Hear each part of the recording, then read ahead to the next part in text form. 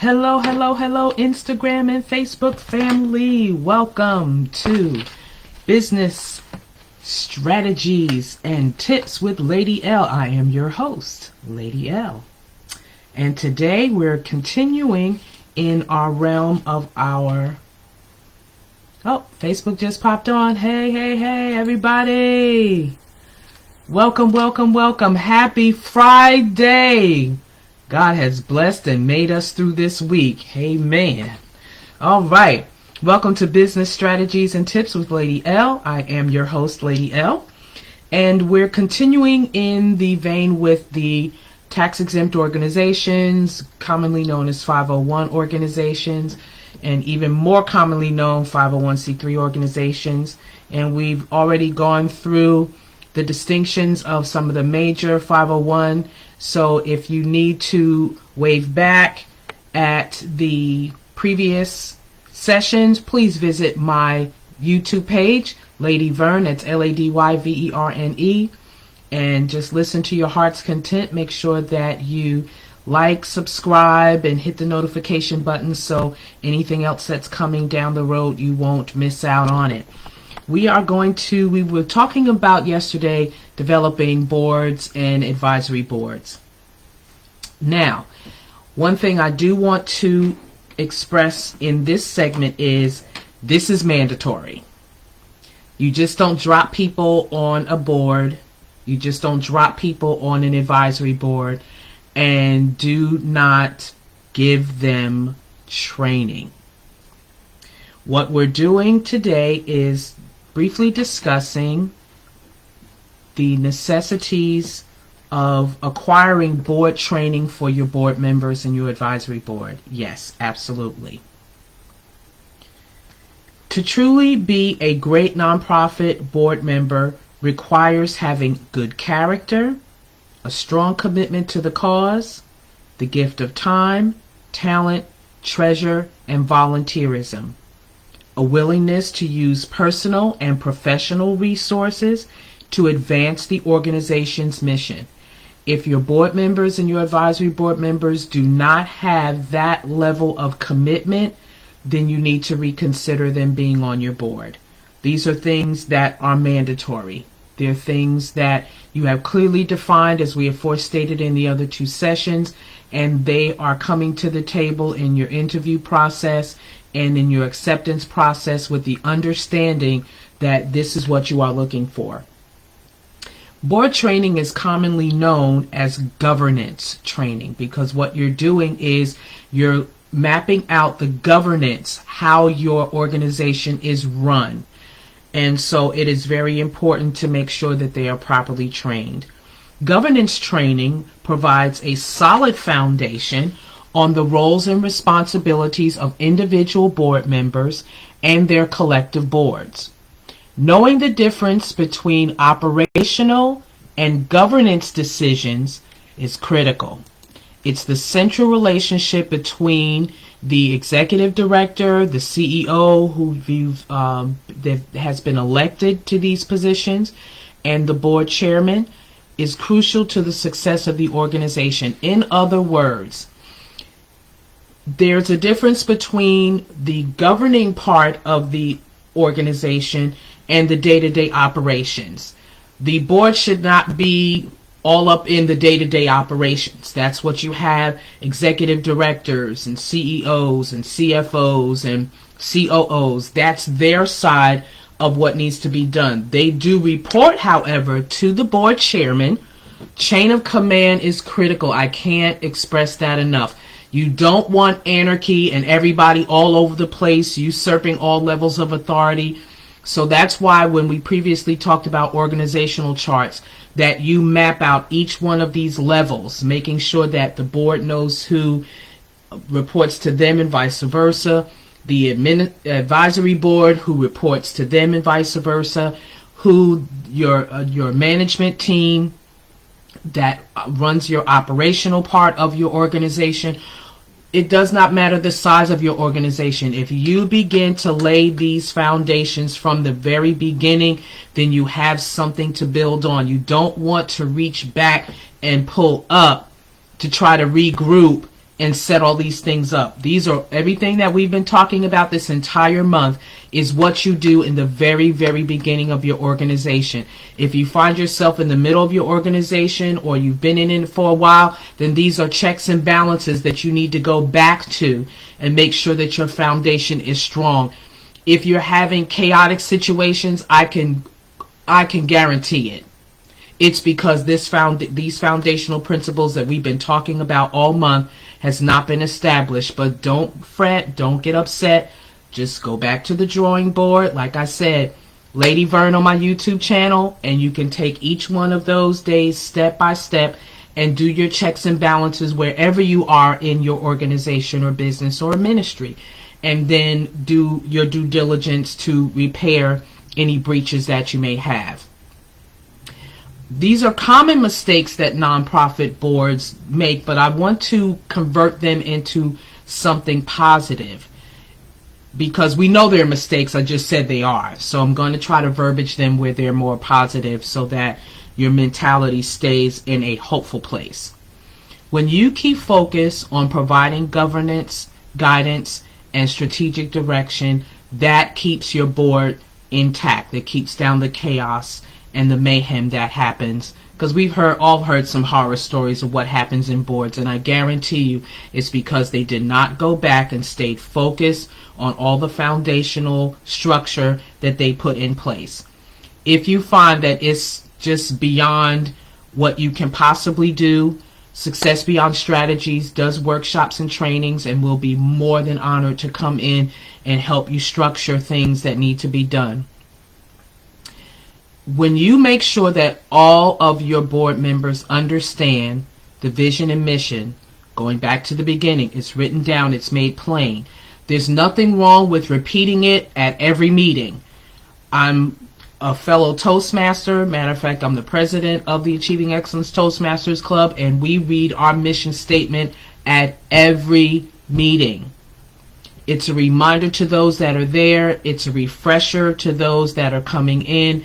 And when you have members on different levels, it keeps them focused on why are we here. With my Bishop Mama with Love of Jesus Family Church of Newark and the Young Disciples Ministries, she told us the vision every time we came together because it kept us together. It kept us being of one mind, one heart, one walk, one talk, one direction. We didn't have anarchy all over the place. We stayed focused on why we are here. That's important. The board is responsible for understanding the awareness of tax legislation as it pertains to nonprofit organizations. When, God forbid, if you ever have to go before a court of law behind something that may have happened in your organization, judges do not accept the excuse of, I didn't know. Because when you agree to sit on a board, when you agree to sit as an advisor, when you agree to connect yourself to an organization, you are responsible for knowing the legal ramifications of that organization. So there's information in place. As I forestated, we'll be glad to come in and do workshops and trainings to make sure that you are abreast of what is required of the organization from a tax perspective and tax benefits as well. Operating with outdated governance documents. In other words, your bylaws, your articles need to be reviewed on an annual basis so that you are making sure that you are staying within the compliances of your tax-exempt organization requirements by the Internal Revenue Service, and even if there's some state and local laws that you need to comply to, it's good to have that annual review to make sure that there's some refreshing and some updates. With things in technology going digital and a whole lot of other things going on in the business sector, you need to make sure that your governing documents are kept up to date. Little knowledge of what makes a nonprofit tick, what makes it operate, what makes it do what it do. It is so critically important that you understand the arena that you're operating in, the industry that you're operating in. You've got to make sure that you are doing your due diligence, that you're just not doing a 501c3 because you have a vision, a mission, a purpose, and you just want to get out there and help the people. That is noble. That is wonderful. But it's still a business nonetheless, and it needs to be operating and functioning as a business. So you need to make sure that you know what your industry, if you're providing for a community, you need to take assessments within that community to make sure that you are really meeting their needs. So that will include doing some social media. It's not foreign to us, people. We're in it. Embrace it, lay hold of it, and bring it into your organization so that you are truly meeting the needs of the masses, whatever it is that you've been called to do.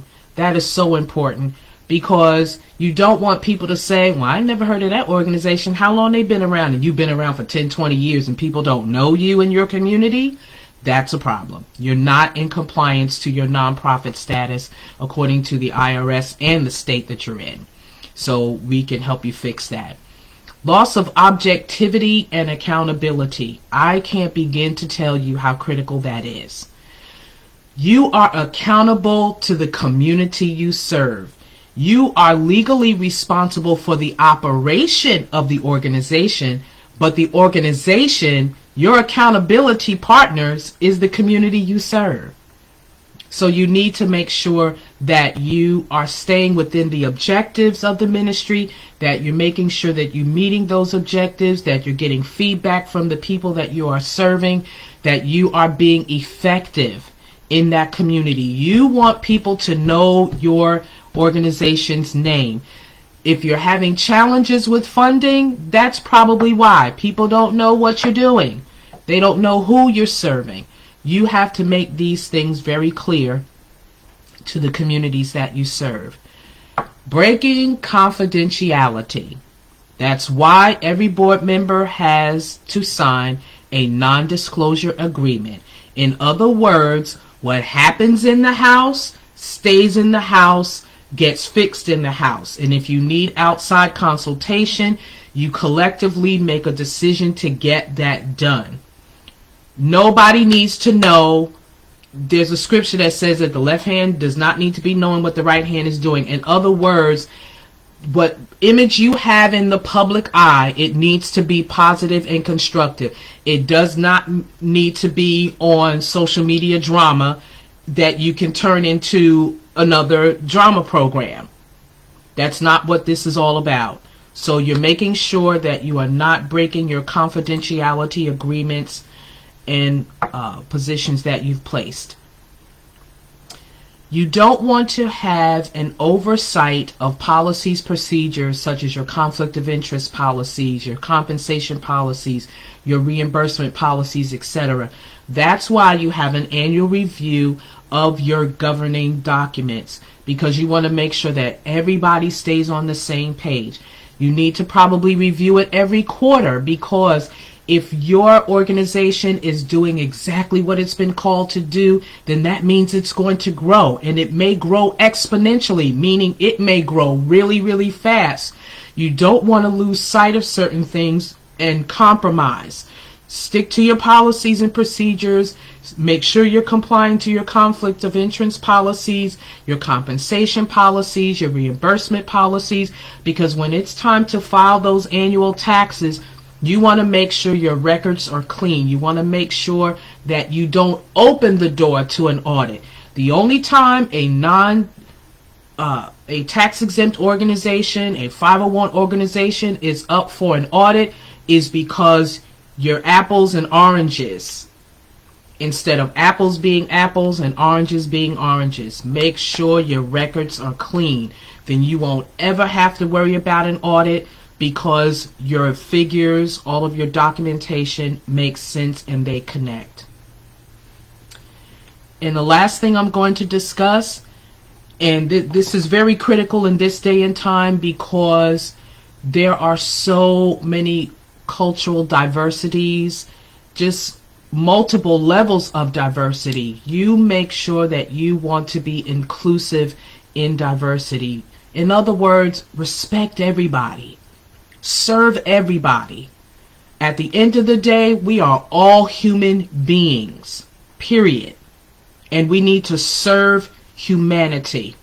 Whatever you've been called and commissioned and visioned and purposed to do, purpose to serve humanity. Everybody has needs. You cannot be prejudiced. You cannot be impartial. You have to, partial. You have to be open to serve the community that has been given to you. You don't know what light you're going to shed on different diverse situations and circumstances. People just need to be respected. They need to be loved. They need to be cared for from a genuine, authentic position. You must make sure that all of your board members, advisory board members, your staff, your volunteers, that everybody has one heart, one motive, and that is to serve the community that approaches your doors, because you have told them that these are services that you provide. With that being said, have a wonderful day. We will be back here tomorrow, 12 noon, with another tip, business and business strategy. It is such an honor and a privilege to be able to come to you on this daily basis to make sure that I am helping as many businesses and individuals, entrepreneurs, potential business owners, regardless of where you are in your walk. If Success Beyond Strategies Enterprise LLC can be a blessing to you, please do not hesitate to reach out to us. Thank you so much, and I appreciate your support. Have a great day.